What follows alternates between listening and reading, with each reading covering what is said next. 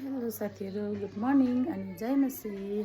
अन्त आज चाहिँ हामी चाहिँ चर्च जान आँटेको। एकदम हतार भयो, चर्चमा गएर भेट्छु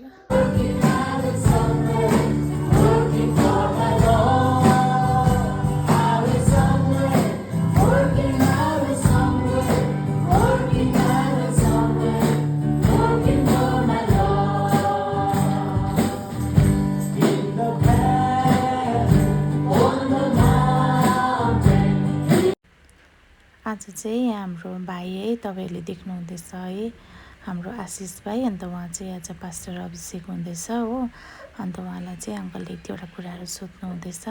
भाइलाई एकदमै प्रभुले धेरै आशिष दिउन् है। अन्त यसरी है प्रभुको राज्यको काम गर्नुलाई चाहिँ एकदमै राम्रो कुरा हो है। अनि धेरै साह्रो पनि छ आफ्नो भारहरू निभाउनु है। अन्त प्रभुले धेरै आशिष दिउन् भाइलाई पनि है।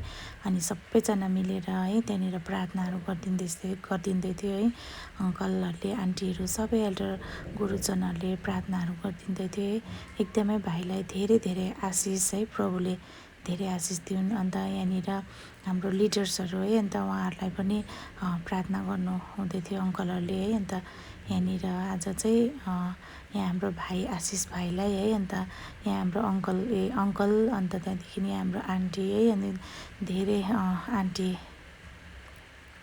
आन्टीले चाहिँ है अन्त भाइलाई आशिष दिनुहुँदै थियो है। एकदमै खुसीको कुरा हाम्रो आज चर्चमा चाहिँ है। अन्त यहाँ हाम्रो भाइ चाहिँ पास्टर अभिषेक भयो।